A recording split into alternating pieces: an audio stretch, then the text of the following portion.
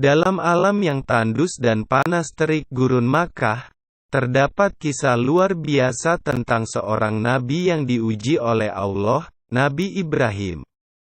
Hari ini, kita akan mempersembahkan kisahnya yang penuh keajaiban, khususnya tentang bagaimana air Zam-Zam yang berharga pertama kali muncul. Pada suatu malam, Nabi Ibrahim menerima wahyu dari Allah.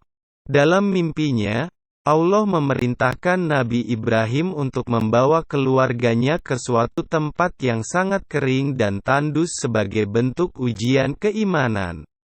Dengan keberanian dan kesetiaan yang luar biasa, Nabi Ibrahim membawa istrinya, Hajar, dan putranya yang masih bayi, Ismail, ke tengah padang pasir yang luas.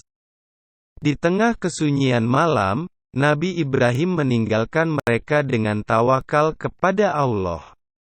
Saat itu, air dan makanan di tangan Hajar dan Ismail mulai menipis. Dalam keputusasaan, Hajar mencoba mencari air untuk putranya yang haus. Dengan hati yang penuh keimanan, Hajar berdoa kepada Allah. Allah, yang Maha Mendengar, merespons doa Hajar dengan sebuah mukjizat yang menakjubkan. Di tempat di mana Hajar meninggalkan Ismail, tiba-tiba muncullah mata air yang mengalir dengan deras. Itulah awal mula keluarnya air Zam-Zam. Setelah itu datanglah suku Jurhum ke tempat itu, maka hiduplah tempat itu. Bertahun-tahun telah berlalu dan Mekah yang dulunya hanya padang yang tandus kini telah berubah menjadi tempat yang ramai berkat kehadiran suku Jurhum dan Nabi Ismail sudah tumbuh menjadi dewasa. Suatu hari Nabi Ibrahim pergi untuk mengunjungi Nabi Ismail yang sudah menikah tapi ia hanya menemui istrinya.